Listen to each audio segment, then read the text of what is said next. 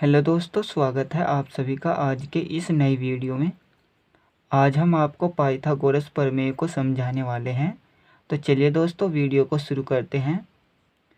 Pythagoras प्रमेय में एक समकोण त्रिभुज होता है जिसका एक कोण 90 अंश का होता है तथा शेष दो कोण अलग अलग अंश के होते हैं। सबसे पहले तो ये समझिए दोस्तों, त्रिभुज क्या होता है। तीन भुजाओं से घिरी आकृति को हम त्रिभुज कहते हैं। जैसे कि एक भुजा यह हो गई ए बी, और दूसरी भुजा बी सी, और तीसरी भुजा हो गई ए सी। इन तीनों भुजाओं से घिरी आकृति को त्रिभुज कहते हैं। और समकोण त्रिभुज किसे कहते हैं? अगर त्रिभुज के अंदर कोई एक कोण 90 अंश का हो और दो कोण अलग अलग अंश के हो। जैसे कि यहाँ पर एक कोण 90 अंश का है और दो कोण अलग अलग अंश के हैं, तो हम इसको समकोण त्रिभुज कहेंगे। समकोण त्रिभुज की सबसे बड़ी भुजा को कर्ण कहते हैं। दोस्तों, समकोण त्रिभुज के अंदर जो भी भुजा झुकी हुई होती है उसे हम कर्ण कहते हैं, और जो भुजा तिरछी होती है यानी कि झुकी हुई होती है वही सबसे बड़ी भुजा होती है जिसे हम कर्ण कहते हैं। खड़ी भुजा को लंब कहते हैं।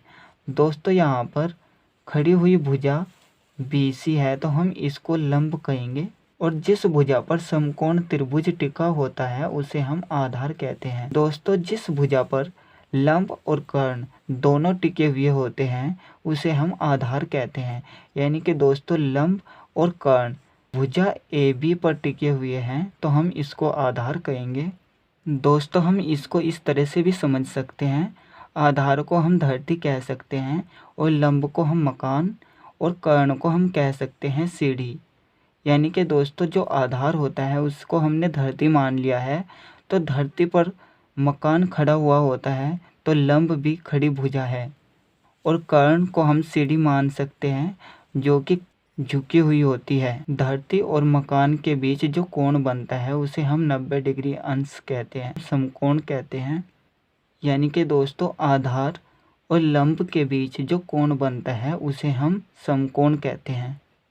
और दोस्तों, पाइथागोरस का प्रमेय होता है कर्ण का वर्ग बराबर लंब का वर्ग प्लस आधार का वर्ग। दोस्तों, हमें इस बात को हमेशा याद रखना है, दूरी को हमेशा प्लस में नापा जाता है, माइनस में नहीं। दोस्तों, पाइथागोरस प्रमेय में क्या होता है, समकोण त्रिभुज की दो भुजाएं दे रखी होती है और तीसरी भुजा को ज्ञात करना होता है। दोस्तों, जैसा कि यहाँ पर लंब दे रखा है यानी कि भुजा BC बराबर दे रखी है 3 सेंटीमीटर, और कर्ण दे रखा है यानी कि भुजा AC दे रखी है 5 सेंटीमीटर। तो हमें आधार को ज्ञात करना है यानी कि भुजा AB को ज्ञात करना है। दोस्तों, भुजा AC यहाँ से यहाँ तक 5 सेंटीमीटर है, और भुजा BC यहाँ से लेकर यहाँ तक 3 सेंटीमीटर है, और आधार को हमें ज्ञात करना है यानी कि भुजा AB को यहाँ से लेकर यहाँ तक हमें ज्ञात करना है कि भुजा AB कितनी सेंटीमीटर की है। तो हम आधार को ज्ञात करने के लिए पाइथागोरस प्रमेय का प्रयोग करेंगे। पाइथागोरस प्रमेय क्या होती है? कर्ण का वर्ग बराबर लंब का वर्ग प्लस आधार का वर्ग। तो हम इसको लिख लेते हैं, कर्ण का वर्ग बराबर लंब का वर्ग प्लस आधार का वर्ग। आधार का वर्ग।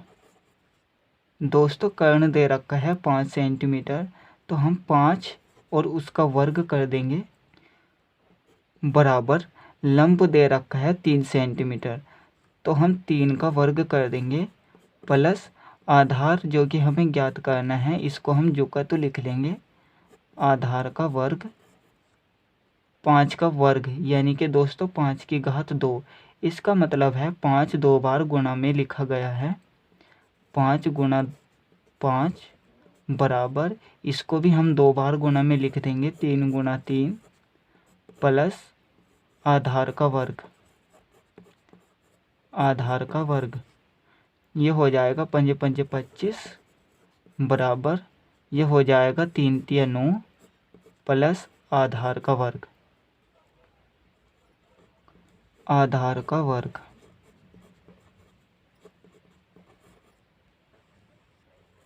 25। दोस्तों 9 को हम इस तरफ लेकर आएंगे तो ये माइनस में हो जाएगा, -9 बराबर आधार का वर्ग। आधार का वर्ग। दोस्तों क्या होता है, जब भी हम किसी संख्या को बराबर के चिन्ह से दूसरी तरफ लेकर जाते हैं तो उसका चिन्ह बदल जाता है।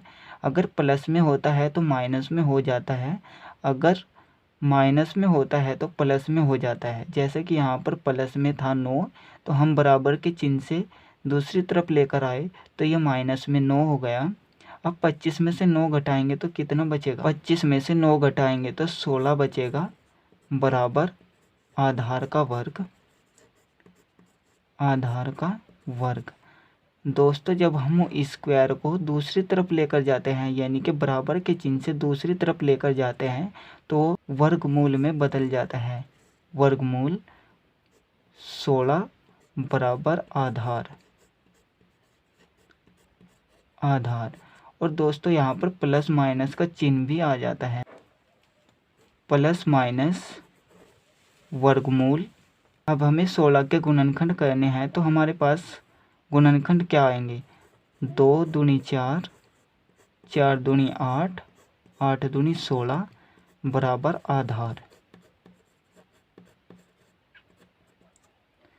Plus minus. दोस्तों वर्गमूल निकालने के लिए क्या होता है, जो भी संख्या 2 बार गुणा में लिखी हुई होती है उसको हम एक बार लेते हैं और वर्गमूल के चिन्ह से बाहर हो जाती है वह संख्या।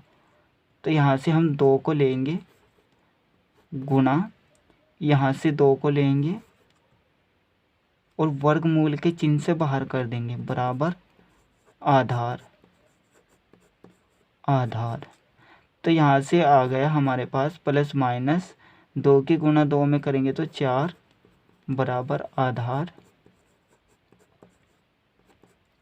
दोस्तों जो आधार है वो एक दूरी है और हमने आपसे कहा था दूरी को हमेशा प्लस में मापा जाता है।